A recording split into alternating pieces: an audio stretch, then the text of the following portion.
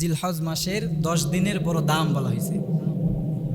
আমি যে খুতবায় আয়াত পড়লাম সূরা ফজরের মধ্যে আল্লাহ তাআলা কোরআনুল কারীমের মধ্যে ওই বিষয়গুলো নিয়ে শপথ করেন, বলে যে বিষয়গুলোর দাম আল্লাহ তাআলার কাছে আছে। এই জিলকদ শেষ হয়ে জিলহজ মাসের আশরুন মানে হলো 10।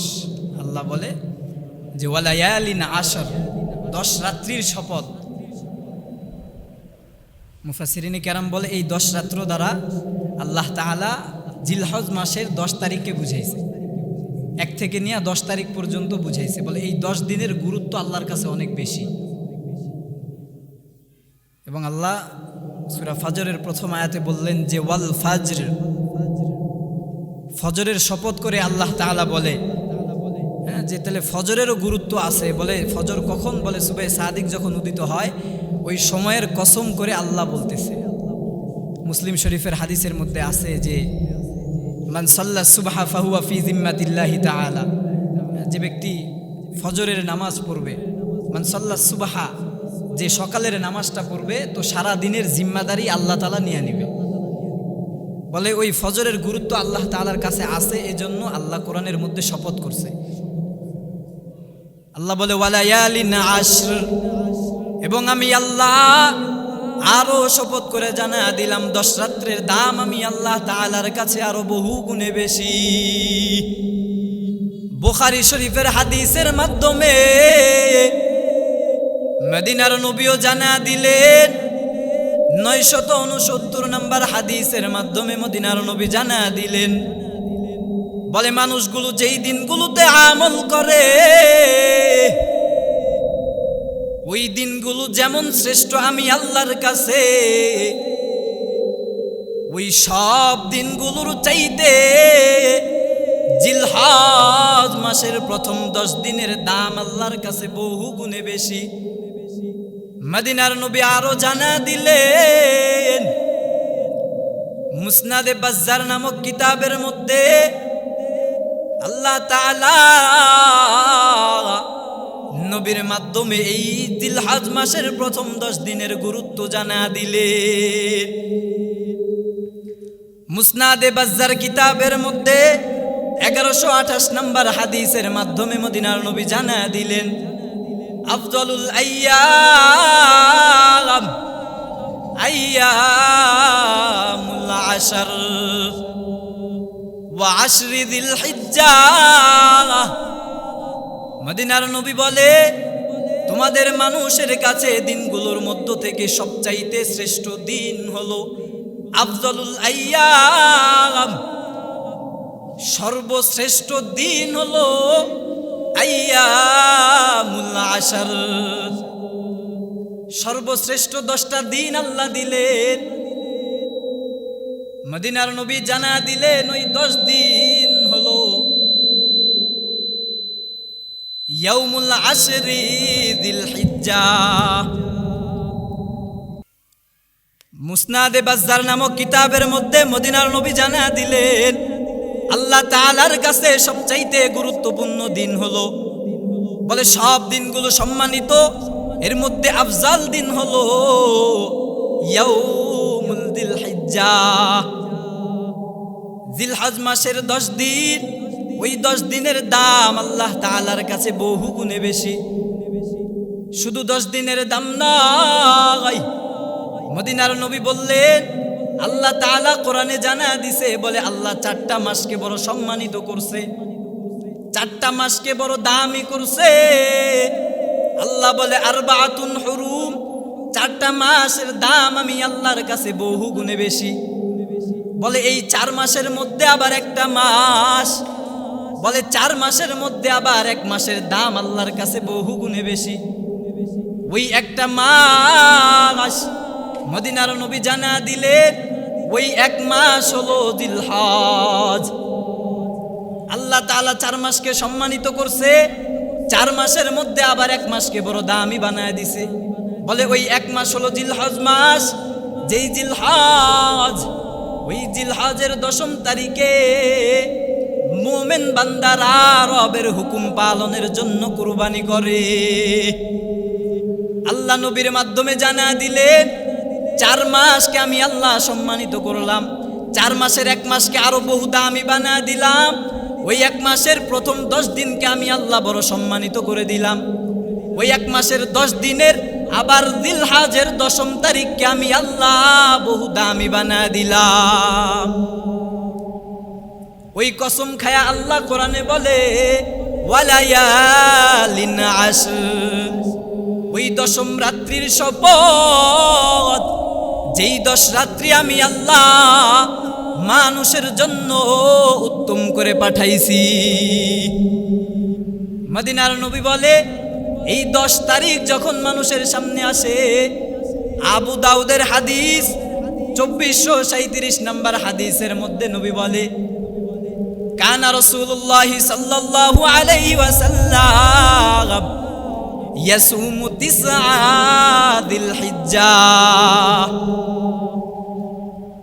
আবু দাউদের 2437 নম্বর হাদিসের মাধ্যমে নবী জানা দিলেন, নবী আলাইহিস সালাম এই জিলহজ মাসের 9 দিন কেমন গুরুত্বের সঙ্গে কাটা দিতেন। নবী বলে যখন আমার কাছে এই জিলহজ মাস আসতো, আমি নবী জিলহজের 9 দিন রোজা রাখতাম। ইয়াসুমু 10 যিলহিজ্জাহ, ইয়াসুমু 9 যিলহিজ্জাহ, জিলহজ মাসের শুরুর 9 দিন মদিনার নবী রোজা রাখতেন। বলে এই 9 দিনের তো দাম। আবার এই 9 দিন শেষ হয়া 10ম দিন 10 জিলহজ, বলে আদম সন্তানদের উপরে আল্লাহ বিধান দিয়া দিলেন কুরবানির বিধান।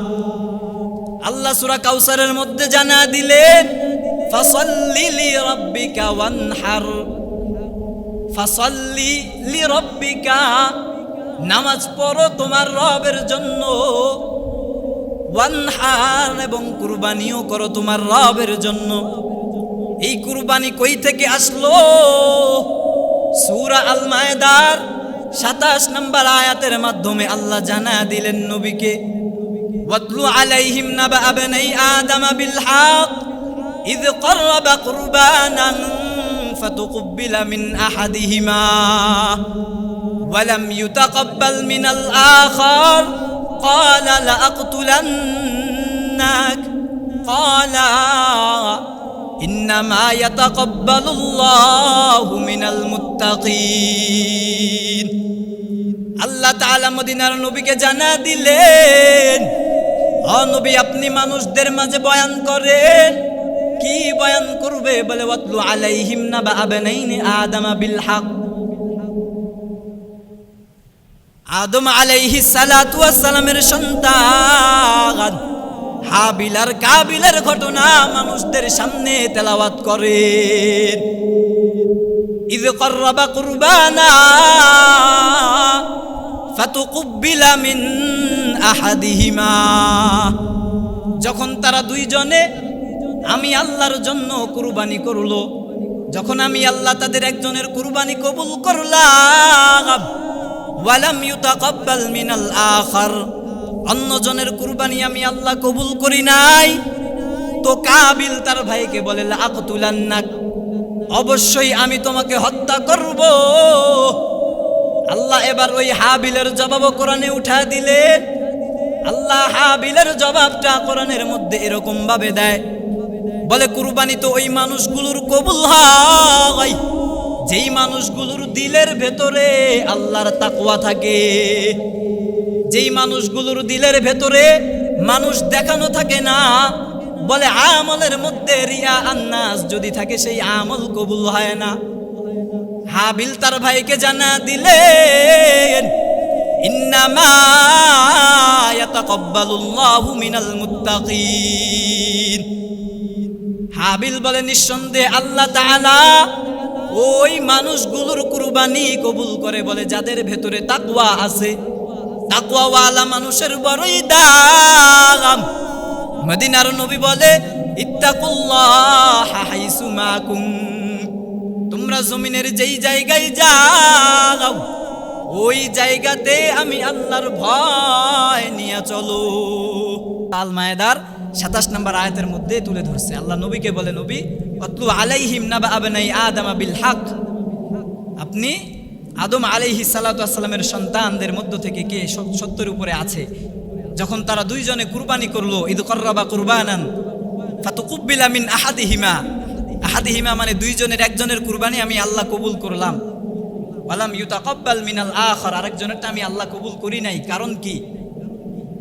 তো হাবিল তার জবাবে পুরা পৃথিবীর মানুষকে জানায় দেয়, বলে আল্লাহ তো কবুল করবে কুরবানি ওই মানুষগুলোর, বলে ইন্নামা ইয়াতাকাব্বালুল্লাহু মিনাল মুত্তাকিন, তোমাদের মধ্য থেকে যারা তাকওয়াবান হবে, মুত্তাকি হবে, একমাত্র আল্লাহর জন্যই কুরবানি দিবে, লোক দেখানোর জন্য নয়, একমাত্র আল্লাহর জন্যই করবে। তো ওই কুরবানিটাই আল্লাহ কবুল করবে, এছাড়া অন্য কুরবানি যা করো আল্লাহ কবুল করবে না। বলে রিয়া আন্নাস, যেটা মানুষ দেখানো হয় সেটা আল্লাহর কাছে পৌঁছায় না। মুসলিম শরীফের হাদিসের মধ্যে আল্লাহ বলছে যে ইন্নাল্লাহা লা ইয়ানজুরু ইলা আজসামিকুম ওয়ালা ইলা সুওয়ারিকুম ওয়ালাকি ইয়ানজুরু ইলা কুলুবিকুম ওয়া আমালিকুম।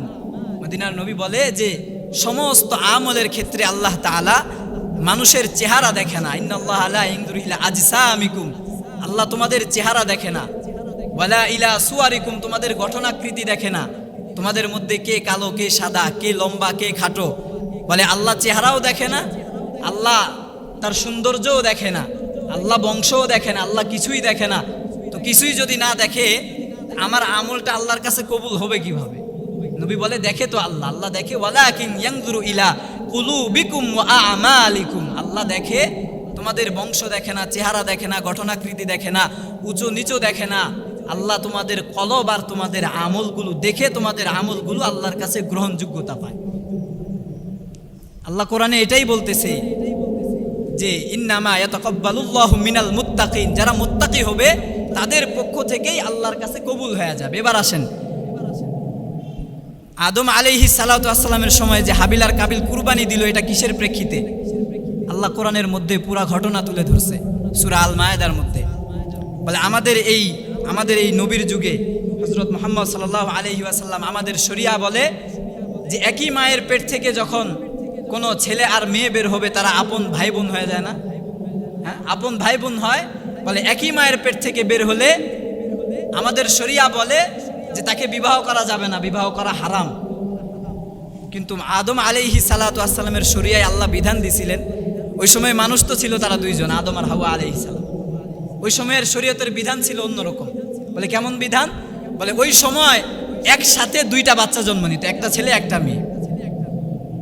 আদম আলাইহিস সালামের সময় একসাথে দুইজন জন্ম নিত, হাওয়া আলাইহিস সালামের পেট থেকে একই সাথে দুইজন জন্ম নিত, একটা ছেলে একটা মেয়ে। তো আদম আলাইহিস সালাতু ওয়াস সালামের প্রথম সন্তান কাবিল জন্ম নিছে, তার সাথে আরেকটা বোন জন্ম নিছে, সে অনেক সুন্দরী ছিল। তো ওই সময়ের শরীয়তের বিধান ছিল যেই দুইজন ভাই আর বোন একসাথে জন্ম নিবে তাদের বিয়ে দেওয়া যাবে না। এর পরবর্তীতে আবার যখন ওই মায়ের পেট থেকে আবার দুইজন বের হবে, আবার জোড়ায় বের হবে, ছেলে আর মেয়ে বের হবে, তখন প্রথমে যেই ভাই বোন আসছিল ওদের থেকে ছেলে, পরে যেই ভাই বোন আসছে ওদের থেকে একজন মেয়ে, আর প্রথম যেই মেয়ে আসছে প্রথমের মেয়ে দ্বিতীয়ের ছেলে, এভাবে বিয়েটা হবে। আদম আলাইহিস সালাতু ওয়াস সালামের যুগের শরিয়ার বিধান ছিল এইটা। কিন্তু আমাদের যুগে এই বিধান কি চলবে? হ্যাঁ, একই মায়ের পেট থেকে আগে হোক আর পরে হোক বিয়ে করা হারাম। বলে আদম আলাইহিস সালামের যুগে এই নিয়ম ছিল। বলে যখন তুমি একসাথে বের হবা, একই মায়ের পেট থেকে এক সময় বের হবা ছেলে আর মেয়ে, ওই দুইজনের সঙ্গে বিয়ে হবে, প্রথম জনের মেয়ে দ্বিতীয় জনের ছেলের সঙ্গে বিয়ে হবে। কাবিল বলে আমি মানি না। তো এই বিধান যখন সুস্পষ্ট, আল্লাহর পক্ষ থেকে দেওয়া বিধান, তুমি তোমার একই সাথে বের হওয়া বোনকে বিবাহ করতে পারবা না, এটা আল্লাহ হারাম করছে। তো এই সময় যখন আদম আলাইহিস সালাম বললেন যে ইদ কররাবা কুরবানান ফাতুকুব্বিলা মিন আহাদিহিমা, তাহলে তোমরা দুই ভাইয়ে কুরবানি করো আল্লাহর জন্য, কুরবানি করো, যেই ভাইয়ের কুরবানি আল্লাহর কাছে কবুল হয়ে যাবে সেই ভাই হকের উপরে আছে, সেই ভাই জিতে যাবে। আর আমাদের এই সময়ের কুরবানি গরু জবাই করার মতো আদম আলাইহিস সালামের যুগের কুরবানি ছিল না। কুরবানির সিস্টেমটা ছিল ভিন্ন। প্রত্যেক নবীর যুগেই কুরবানি ছিল, আমাদের যুগেও আছে। বলে আমরা গরু জবাই করি, তো ওই সময়ের কুরবানি ছিল বলে নিজেদের সামর্থ্য অনুযায়ী নিজেদের কুরবানির বস্তুগুলোকে এক জায়গায় রেখে আসবে। বলে যারটা কবুল হয়ে যাবে তো ওটা আল্লাহর পক্ষ থেকে আগুন এসে ওটাকে জ্বালায় দিবে। তো যারটা পুড়ে যাবে তারটা আল্লাহর কাছে কবুল হবে, যারটা পুড়বে না ওইটা কবুল হবে না। তো এবার আদম আলাইহিস সালাতু ওয়াস সালামের কাছে শরীয়ত তো স্পষ্ট, যে আপন যেই দুইজন একসাথে বের হবে তাদেরকে বিয়ে করা যাবে না। এরপরেও আদম আলাইহিস সালাম কেন বললেন তোমরা কুরবানি করো? বলে এই সময়ও এসে যদি আমাদের সামনে মদ খাওয়া কি হারাম না? এখন কেউ যদি বলে আমি ইস্তেখারার নামাজ পড়ে, আমার ব্রেন যদি বলে মদ খাওয়া হালাল, ওই মানুষ যদি মদ খায় তাহলে কি ওটা হালাল হয়ে যাবে? হ্যাঁ, হালাল তো হবে না, ওটা শরীয়ত হারাম করে দিছে। তো আদম আলাইহিস সালাম যখন কাবিল আর হাবিলকে বললেন কুরবানি করতে, তো তখন দুই ভাইয়ে কুরবানি করছে। তো দুই ভাইয়ের কুরবানির মধ্যে ওই শুরু হয়ে গেল কুরবানি। কোথায় থেকে? বলে আপন বোনকে বিয়ে করার পর। বলে আপন বোনকে বিয়ে করবে এই নিয়ে ঝগড়া শুরু হয়ে গেছে। বলে আমার সাথে যে বোন হয়েছে সে সুন্দরী, আমি তাকেই বিয়ে করব। বাবার সাথে অহংকার করে বলতেছে আমি তোমার শরীয়তের বিধান মানি না। তখন আদম আলাইহিস সালাম বললেন তাইলে তোমরা দুইজন আল্লাহর জন্য কুরবানি করো। কুরবানি আসছে কোথায় থেকে? বাবা আদম আলাইহিস সালাতু ওয়াস সালাম থেকে। যখন হাবিল আর কাবিল তাদের পরস্পর দুই বোনকে নিয়ে বিবাহের মধ্যে ঝগড়া বিবাদ করতেছিল, ওই সময় থেকে কুরবানি চলে আসলো। আল্লাহ সেটাই সূরা আল মায়েদার মধ্যে বর্ণনা করছে। ওয়াতলু আলাইহিম নাবা আবনাইনি আদম বিল হক ইয ক্বাররাবা কুরবানা ফাতুকব্বিলা মিন আহাদিহিমা ওয়া লাম ইউতাকাব্বাল মিনাল আখার ক্বালা লাআকতুলান্নাক ক্বালা ইন্নামা ইয়াতাকাব্বালুল্লাহু মিনাল মুত্তাকিন। আল্লাহ আমাদের নবীকে বলে, নবী আপনার উম্মতকে জানায়া দেন আদম আলাইহিস সালামের দুই সন্তানের ঘটনা। যখন তারা দুইজনেই কুরবানি করার জন্য আমি আল্লাহর কাছে আসলো, তো তখন আমি আল্লাহ তাদের দুইজনের একজনের কুরবানি কবুল করলাম, আর একজনেরটা কবুল করি নাই। এবার কাবিলের কুরবানিটা আল্লাহর কাছে কবুল হয় নাই। যেই কাবিল চাইছিল সুন্দরী বোনটারে, কথা বুঝছেন, কাবিল চাইছিল সুন্দরী বোন, তো ওইটা তো আল্লাহ শরীয়তই করে দিছে হারাম, তারটা তো কবুল হবে না, তারটা কবুল হয় নাই। তো তখন সে বলতেছে অহংকার বশত, সে একটু বড় ভাই, সে তখন ছোট ভাইকে বলতেছে লাআকতুলান্নাক, অবশ্যই আমি এবার তোমারে হত্যা করে ফেলব। আমি যেহেতু কুরবানি তো হেরে গেলাম, শরীয়তের কাছে হারছি এক, আবার কুরবানি দিলাম ওইটাতেও হেরে গেছি, তাহলে লাআকতুলান্নাক, অবশ্যই এবার আমি তোমারে মাইরা ফেলব। তোমারে মারলে রাস্তা ক্লিয়ার, এরপর আমি বিয়ে করে নিব আমার বোনকে। তো আল্লাহ তাআলা তার জবাবের মধ্যে কাবিল আলাইহিস সালাতু, কাবিলের উত্তরটা আল্লাহ কোরআনে এইভাবে দিলেন যে ইন্নামা ইয়াতাকাব্বালুল্লাহু মিনাল মুত্তাকিন। ভাই আমার কুরবানি তো আল্লাহ ওই মানুষগুলোর কবুল করবে যাদের দিলের ভেতরে তাকওয়া থাকবে, যাদের উদ্দেশ্যই হবে আল্লাহকে খুশি করার, দুনিয়ার মানুষকে দেখানোর জন্য নয়। তা আমি হাবিলের উদ্দেশ্য ছিল আল্লাহকে খুশি করার, আল্লাহর শরীয়তের হুকুম মানার। বলে কুরবানির বিধান তো এটা আল্লাহর দ্বীনের শরিয়ার হুকুম। বলে আমি যেভাবে নামাজ পড়বো, ফাসাল্লি লিরাব্বিকা ওয়ানহার, নামাজ পড়ো তোমার রবের জন্য, কুরবানিও করো রবের জন্য। দিল থেকে ইখলাসের সাথে তাকওয়ার সাথে যখন এটা হবে, তো আল্লাহ বলে যে এই কুরবানি আমি আল্লাহর কাছে কবুল হয়ে যাবে। কথা বুঝাইতে পারছি ভাই? কুরবানি কারটা কবুল হয়? বলে যার দিলের ভেতরে তাকওয়া থাকে, আল্লাহর ভয় থাকে, লোক দেখানো থাকে না, আল্লাহর জন্যই করা হয়, তো ওই কুরবানিটাই আল্লাহর কাছে কবুল হয়। এবার যখন কাবিল হেরে গেছে কুরবানিতে, কাবিল তখন বলে যে আমি তোমারে হত্যা করব। এবার মুমিন বান্দার পরিচয়, মুমিন যতই রাগী হোক আর যাই হোক, মুমিন বান্দার পরিচয় হ্যাঁ সূরা ফুরকানের মধ্যে আসছে যে ওয়াইদা খাতাবাহুমুল জাহিলুনা ক্বালু সালামা। শিক্ষিত মানুষ যারা বুদ্ধিমান জ্ঞানবান মানুষ, তাদের সামনে যখন কোনো জ্ঞানহীন মূর্খ মানুষ তর্ক করে কথা বলে, তখন জ্ঞানী মানুষ কিন্তু কথা বলে না, চুপ করে শোনে। হ্যাঁ, চুপ করে শোনে। বলে জ্ঞানী মানুষের পরিচয় ওয়াইদা খাতাবাহুমুল জাহিলুনা ক্বালু সালামা, তখন তারা বলবে আমি নিরাপদ, আমি নিশ্চুপ, বলো তোমার ব্যাপারে, তুমি বলতে থাকো। তো এরকম ভাবে মুমিনের পরিচয় দিছে হাবিল। তো হাবিল বলে যে আমি তো নিশ্চুপ হয়ে গেলাম, তুমি যদি আমাকে হত্যা করো তো এর বিনিময় কাল কিয়ামতের ময়দানে আল্লাহ আমাকে দিবে। তো এরকম ভাবে অহংকার করলো, তো কাবিলকে শয়তান এসে ধোঁকা দিয়ে দিছে। ফলে এক পর্যায়ে কাবিল হাবিলকে হত্যা করে ফেলছে। তো এরপরে সে হত্যা করার পরে আফসোস করতেছে। বলে আমরা মানুষগুলো যখন গুনাহ করে ফেলি আমাদের আফসোস হয় না? গুনাহ করার সময় ভালোই লাগে, গুনাহ করতেছে, বক্স বাজতেছে, মানে নাচতেছে গানের তালে তালে, বা যে কোনো খারাপ কাজ করতেছে, নেশা করতেছে, যা করতেছে, করার সময় ভালো লাগে। যখন ওই সময়টা পার হয়ে একটু সামনে যায়, তো তখন আবার দিলের ভেতরে কেমন যেন খারাপ লাগে, লাগে না? খারাপ লাগে কিনা ভাই? যাদের খারাপ লাগবে না মনে করবেন আপনার ঈমান নাই, কি নাই?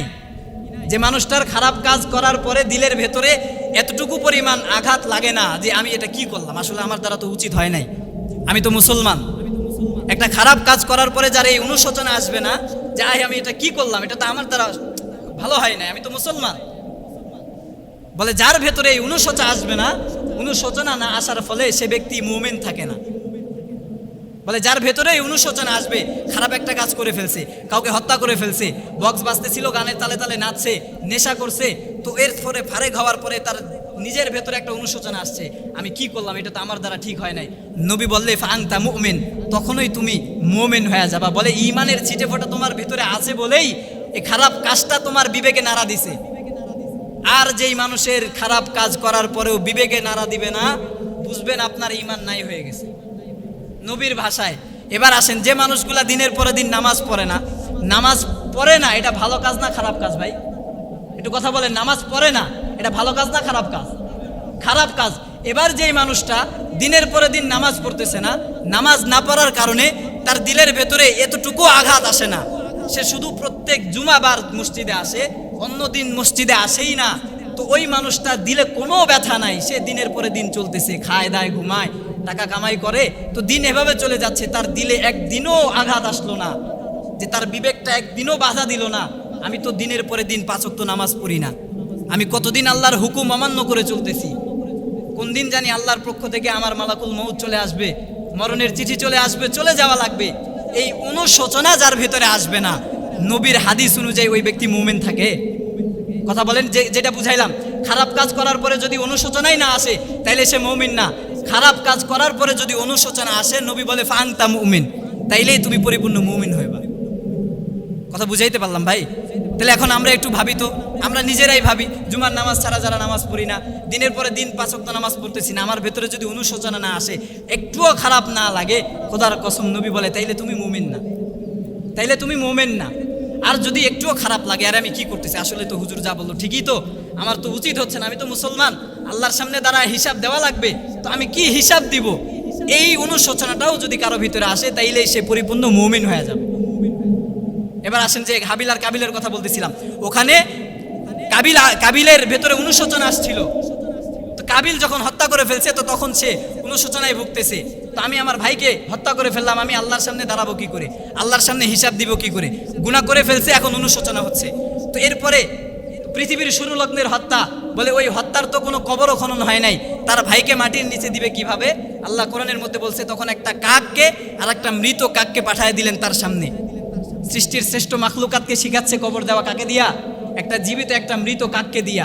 বলে একটা জীবিত কাক এসে ওই কাবিলের সামনে এতটুক জায়গা খনন করে ওই মৃত কাকটাকে পায়ে দিয়া ঠেলে গর্তের মধ্যে ফেলে দিছে, দিয়ে এবার সে নিজের পা দিয়ে ঠোঁট দিয়ে ওই মৃত কাকের কবরটাকে ভরাট করতেছিল। তো এটা আল্লাহ তাআলার পক্ষ থেকে কাবিলের জন্য শিক্ষা ছিল, যে যখন তোমাদের বনি আদমেরও কেউ মারা যাবে, তো তখন তোমরা তাদেরকে এরকমভাবেই কবর করো, প্রথমে কবর খনন করো, এরপরে তোমরা মাটি দিয়া তাকে দাফন কাফন করে দাও। বলে এর থেকে আমাদের শিক্ষা আসলো কি? বলে 1 নাম্বার, আমি দ্বীনের কোনো কথা বলতে গেলে আমার কাছে যদি দলিল না থাকে, তো দ্বীনের কোনো কথা আমি মানুষকে বলবো না। 2 নাম্বার, আল্লাহ তাআলা ওই মানুষগুলোর আমল কবুল করে যেই মানুষগুলোর দিলের ভেতরে তাকওয়া থাকে, আল্লাহর জন্যই থাকে, মানুষ দেখানোর জন্য না, আল্লাহর জন্য হওয়া লাগবে, মানুষ দেখানোর জন্য হলে আল্লাহ কবুল করবে না। 3 নাম্বার আমি পাইলাম, বলে অহংকার থেকে আমাকে বাঁচা লাগবে, যে অহংকার করবে তার পতন আল্লাহ তাআলার পক্ষ থেকে দুনিয়াতেই হয়ে যাবে। 4 নাম্বার, বলে কবর খনন কোথায় থেকে আসলো? বলে আল্লাহ তাআলা ওই হাবিলের হত্যার পরে কাবিলের মাধ্যমে আমাদেরকে কবরের দৃষ্টান্তটা দেখায় দিয়েছে। এবার আমি যে প্রথমে বলছিলাম জিলহজ মাসের 10 রাত্রির বড় দাম, 10 দিনের বড় দাম, আমরা সব দিনে নেক আমল করি, নবী বলে সব দিনের নেক আমলের চাইতে আফজলুল আইয়ামিল আশরি ও আশরি দিল হিজ্জা, সব দিনই শ্রেষ্ঠ, শ্রেষ্ঠ দিনের 10 দিন আরো বেশি শ্রেষ্ঠ, ওই 10 দিনের শ্রেষ্ঠ আবার একটা দিন, বলে সেই দিন হলো জিলহজ মাসের 10 তারিখের ওই 10 দিনটা, 10 তারিখের জিলহজ মাসের ও 10 তারিখের 10 দিন, ওই দিনটা আল্লাহর কাছে বহু দামি, ওই দিনে আমরা কুরবানি করি। আর নবী আলাইহিস সালাম আবু দাউদের হাদিসের মধ্যে বলছে যে কানা রাসূলুল্লাহ সাল্লাল্লাহু আলাইহি ওয়াসাল্লাম ইয়াসুমু তিসআ যিল হিজ্জা, নবী আলাইহিস সালাম জিলহজ মাস আসলে শুরুর 9 দিন 1 থেকে 9 তারিখ পর্যন্ত আল্লাহ নবী রোজা রাখতেন।